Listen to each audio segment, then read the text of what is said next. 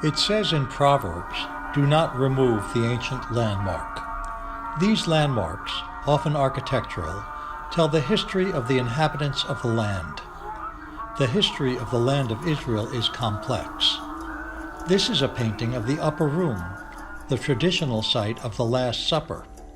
It was built by the Crusaders, added to by the Franciscans in the 14th century. 400 years later, when the Ottoman Turks took over, they added a mihrab, a niche in the wall of a mosque, to orient worshippers toward Mecca, just as the Holy Ark in a synagogue orients Jews toward Jerusalem. Downstairs in the same building is the tomb of David. Formerly a mosque, it was converted into a synagogue following the establishment of the State of Israel in 1948. The history of the ownership of a work of art is called provenance. Architecture has a provenance too.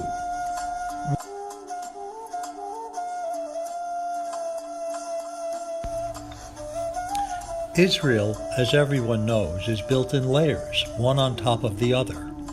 The ancient lies mostly underground. The Greek and Roman structures are in ruins, but many of the structures of the past 1,500 years still stand. In 1990, I was drafted into the Israeli army at age 40. One day, I volunteered to serve as bodyguard on the water truck serving various army bases. As I watched from the truck, I saw signs of another civilization, both present and past. When I returned home to Ashkelon, I began to notice structures in the landscape, in the orange groves, in the old section of town, on the road to Tel Aviv, in Jerusalem, and elsewhere.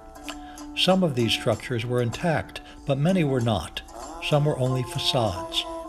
I began to document these structures with my camera as I traveled around the country on business for our small publishing company.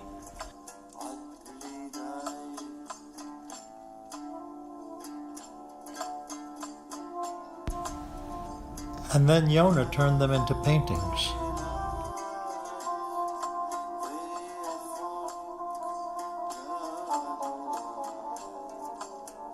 Chaim and I, from the earliest days of our relationship, forged a partnership in the visual arts, combining his photography with my painting.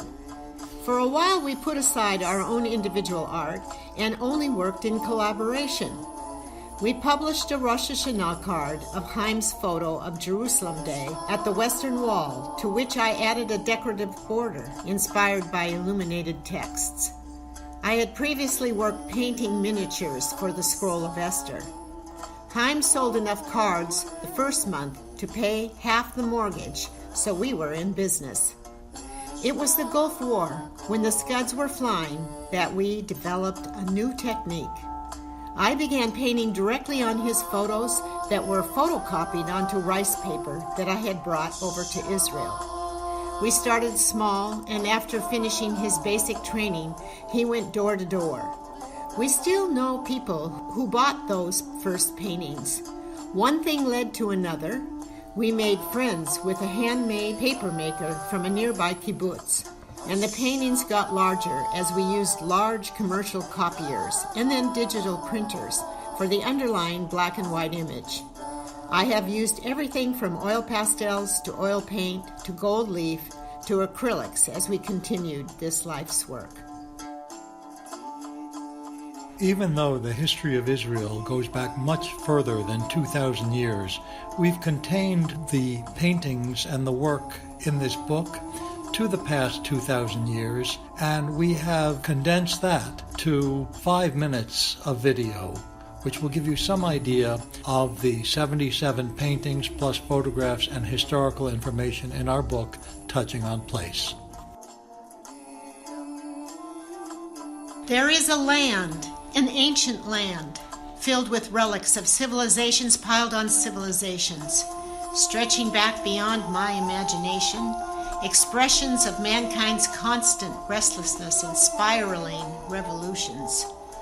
Chaim and I lived and walked and breathed in the milk and honey provided with promises of sustenance for our bodies and souls ever since Abraham left Ur generations ago. We found new wings and healed hearts in the rebirth of this ancient land. Alongside of many others, brought back from more than 80 countries from around the world. From north to south, east to west, we covered the territory. We were imprinted with the grandeur of nature's and man's refashionings. Our thinking birthed out much joy and new works as we climbed hills, swam in warm seas, and made all kinds of discoveries as the evidence of other cultures came to light. There is a certain kind of strength that comes when we tossed in our fate with those who have come before and treasured these rocks, fields, and hills that keep our heads held high with those who have lived, loved, and survived.